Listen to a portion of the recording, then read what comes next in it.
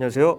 김킴 변호사의 호변입니다. 안녕하세요. 김킴 변호사의 김변입니다. 오늘 날짜 2019년 10월 8일인데요. 최근에 이제 화성연쇄 살인 사건의 진범으로 밝혀진 이춘재가 저희가 했던 예상과는 다르게 본인이 했던 사건들에 대해서 자백을 너무 하고 쉽사리. 있어요. 네. 저희가 저번 컨텐츠를 업로드 해드렸을 때 자백을 안 할 가능성이 매우 높다고 저희가 말씀드렸는데 그와는 달리 실제로 자백을 하고 있고 그러니까. 지금 더욱더 논란이 되고 있는 것은 기존의 화성 연쇄 살인 사건으로 분류됐던 범죄가 총 10가지입니다. 모방 범죄 8차를 포함한 10가지인데 근데 문제는 이춘재가 이 10가지 모방 범죄 포함해서 이 10가지도 자기가 한 사건이고 이 외에 나머지 그 처제 살인 사건 말고 화성 연쇄 살인 기존 10가지 그리고 별도로 4가지 내가 살인 사건. 총 14건을 자기가 했다고 자백을 했어요. 또 이와 관련 제일 문제가 되는 게 8차 있죠. 사건. 네. 8차 사건 같은 경우에는 이미 범인이 확정이 된 사건이란 말이죠.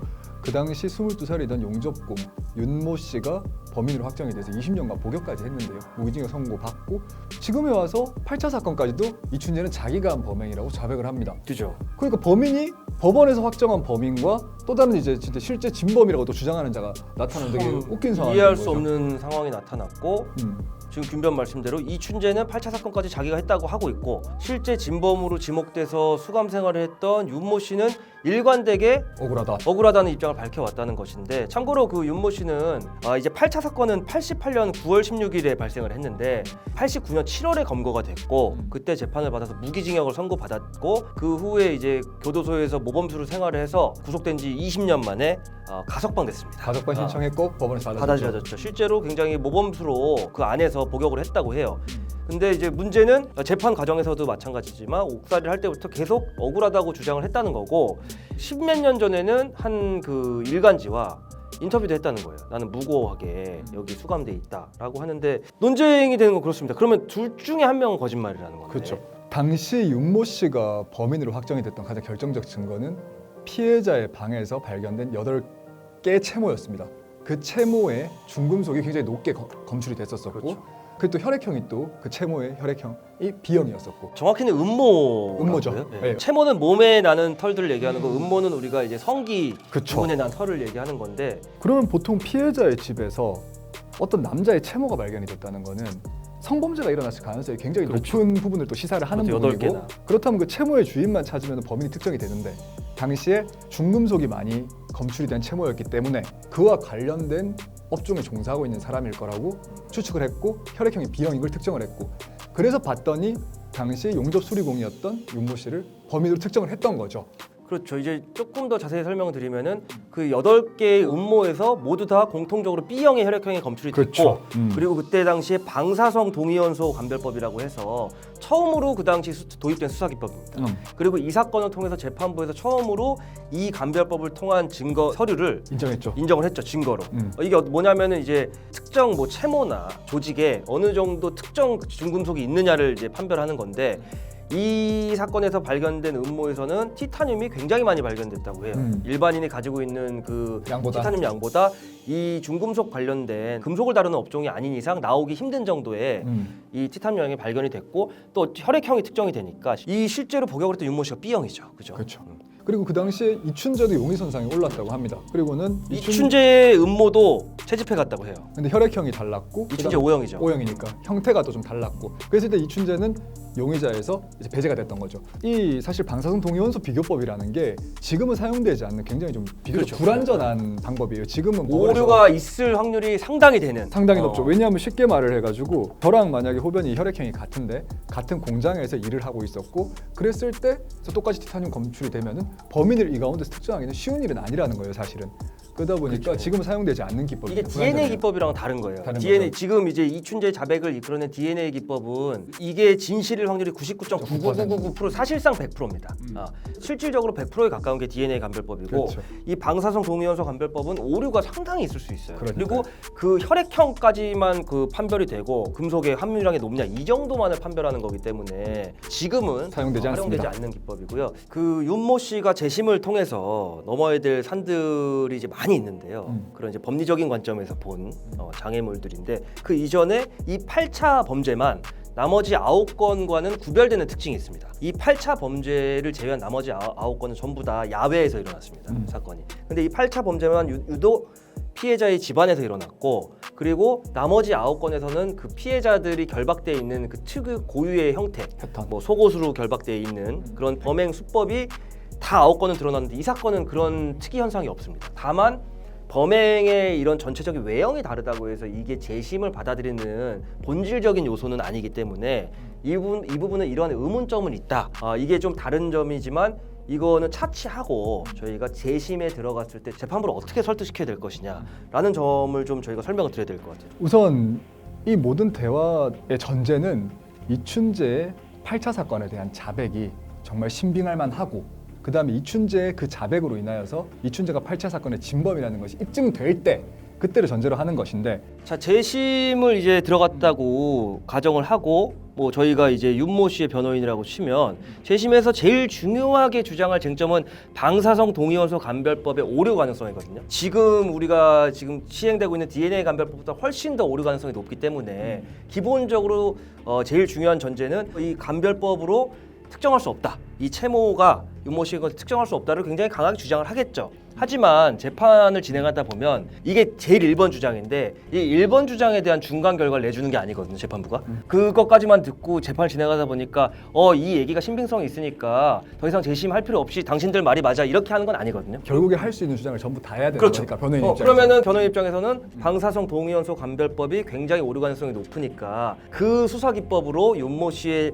채모인 걸 입증함과 동시에 윤모 씨가 그 현장에 있었다는 걸 입증할 수 없다 주장을 하겠죠. 근데 저희가 얘기한 것처럼 재판부는 중간 결과를 내주는 게 아니니까 그럼 여전히 재판부가 그 채모가 어쨌든 8개의 채모는 현장에 있지 않았습니까? 그것이 윤모 씨 것임을 이제 배제할 수 없다고 여전히 생각하고 결국에는 있습니다. 확정을 해버리면 이때 재판부가 만약에 윤모 씨의 채모가 맞다라고 확정을 해버리게 되면, 그러면 이제 변호인의 입장에서는 그럴 경우를 대비하는 거죠. 그렇죠, 대비하는 재심 거죠. 재판부도 이 감별법 방사성 동의원소 감별법의 신빙성을 좀 높게 봐서 이 채모는 이 수사기법으로 도출된 윤모 씨의 것이 맞다라고 생각을 하고 있다면 결국에는 변호인의 입장에서는 이 채모가 왜 거기 있었는지에 대해 가지고 반박을 해죠. 반박을 할 수밖에 없죠. 결국에는 근데 경우의 수는 많지 않잖아요. 두 가지 정도 두 가지가 두 있죠. 가지 정말로 그냥 진짜 슬픈 일이지만 수사기관의 그런 어떤 강압 수사가 정말로 존재했던 그때 분위기상 살인의 추억에서 봤던 것처럼 그 백강호라는 캐릭터를 구타하잖아요. 구타하면서 허위 자백을 유도하는 그런 것처럼 정말 증거 자체를 조작을 해가지고 윤모 씨의 채모를 거기에 갖다 놨을 가능성, 슬프지만 그럴 가능성 사후적으로 그거 1번, 또는 그냥 정말 윤모 씨 채모가 거기 우연히 있었을 가능성. 우연히 어떻게 있냐라는 질문을 하실 수 있는데 윤모 씨가 당시에 체포 과정에서 수사기관에 밝힌 바로는 실제로 그 8차 사건 피해자 오빠와 윤모 씨가 친구라고 하더라고요. 그런데 나는 그 피해자 얼굴은 모른다. 그렇게 말을 모른다고 얘기하죠. 근데 어떻게 거기 있느냐? 기존의 실화를 바탕으로 한 영화들처럼 증거가 조작된 경우 있을 수 있죠. 그리고 그 당시에 사회 분위기는 우리가 참 슬픈 얘기지만 충분히 그런 일이 뭐 빈번하진 않았지만 분명히 있었던 시대이기 때문에 1번 조작되었다. 2번 우연히 있었는데 어쨌든 피해자 오빠의 친구란 건 맞죠. 근데 본인 얼굴을 모른다고 한단 말이에요. 이 부분을 사실 입증하려면 저희가 지금 추측하는 것만 불가능하고 그 당시 8차 사건의 재판 기록을 봐야 됩니다. 수사 기록을 봐야죠. 재판 기록. 재판 기록을 봐야 되는데 당연한 말이지만 이 재판 기록이 핵심이 될 텐데 지금은 전자 기록화돼 있죠 많이. 그리고 뭐 형사 사건은 아직 전자 기록화가 안 돼 있지만 이때 당시 있었던 사건의 기록 보관 기간 20년이라고 해요. 20년이죠, 20년. 이미 파기됐죠. 근데 이렇게 좀 화성 분여자 연쇄살인 사건처럼 사회적으로 예외가 논의를 있죠. 일으켰던 사건들 같은 경우는 영구 보관을 하기도 합니다. 그렇죠. 그러다 보니까 근데 아직 기록이 실제로 남아 있는지는 확인이 불가능한 상황이에요. 이거는 법원도 법원 기록실에서 확인을 해봐야 되는 일일이 다 찾아야 돼요. 너무 오래됐기 많다 때문에 보니까. 그 당시 아마 80년대 후반이면은 타이핑도 타자기로 치던 시절이에요. 그러니까 이거에 대해서 기록 보관이 얼마큼 잘 돼 있을지가 미지수인데 사실은 재심을 하려면 기본적으로 이 재판 기록을 이제 확보를 해야 되는데 이게 만약에 없다면 윤모 씨가 재심을 하는데 좀 많은 장애물이 있지 않을까라고 싶어요. 왜냐하면 지금 얘기한 대로 재심 재판부 입장에서는 방사성 동의원소 감별법이 오류 가능성이 높습니다를 받아들여주면 최고인데 이 윤모 씨 입장에서는 제일 최선인데 그렇지 않을 확률도 꽤 있잖아요. 그렇죠. 그때 있었던 채모를 소명을 해야 되는데 허위 자백, 고문을 통한 허위 자백이라면 당시에 누가 고문을 했는지 담당 경찰관을 증인 소환을 해야 될 텐데 그것만 보더라도 재판 기록이 있어야죠. 그 수사관이 누군지를 알려면 그죠? 그리고 아까 얘기했던 피해자 오빠의 친구인 거는 어떻게 된 집에 거냐? 왕래하는 사이인데 어떻게 동생의 얼굴조차 모르냐. 그런 것도 봐야죠. 하나하나 봐야죠.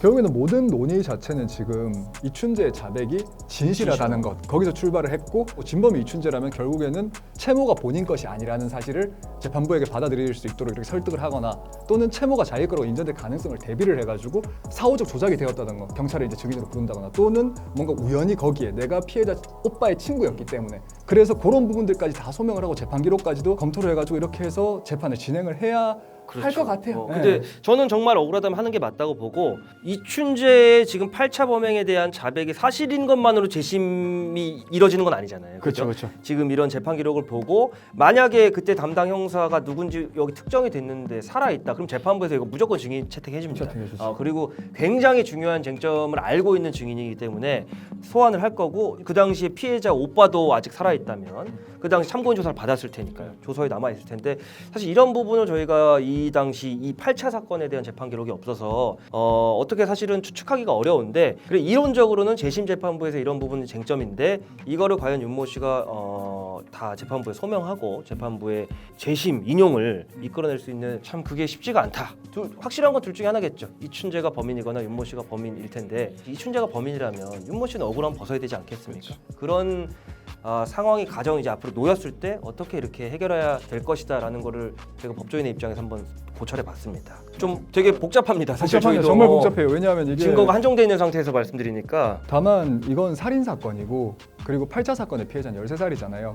그 친구를 생각을 하고 그 피해자 가족들의 유가족들의 슬픔을 생각해서라도 정말 진실만을 말했으면 좋겠어요. 이춘재가 정말 8차 사건의 범인이라면은 본인이 끝까지 정말 자신의 진실임을 소명해서 돌아가신 분과 유가족들의 억울함을 해소해 줬으면 좋겠고 정말 되도 않은 감정으로 거짓말을 하고 있는 거라면은 그 짓은 당장 그만뒀으면 좋겠어요. 어쨌거나 맞아요. 진범이 꼭 밝혀졌으면 좋겠어요. 저도 김변 얘기대로 이 돌아가신 분 그리고 유가족의 억울함을 조금이라도 달래드리려면 진짜 범인이 특정돼야 된다고 보고 지금 이렇게 많은 국민들이 진짜 범인이 누굴지에 대해서 혼란을 가져오게 된 이춘재 자백 진짜 김변 얘기대로 본인이 저지른 죄값에 대한 최소한의 일말의 양심이라도 있다면 예의라도 있다면 정말 진범이 진범으로 확정될 수 있었으면 좋겠습니다. 다시 한번 8차 사건 피해자 뿐만 아니라 화성살인 사건의 모든 피해자분들, 유가족분들께 가슴 깊이 진심 어린 위로의 말씀 전해드리면서 오늘 이만 물러가겠습니다. 또 뭔가 중요한 사안이 나오면 이것에 대해서 또 저희가 또 더 연구를 해서 또 컨텐츠 만들어 보도록 하겠습니다. 네. 감사합니다. 감사합니다. Rent a car you can't afford. Put on a song that we both know. Let your hair out in the wind. Put the pedal to the floor. Flame your light, take a smoke. Put your broken rip off. Wayfarers on. Doesn't matter if the sun goes down. We'll still be up. Don't care about the place we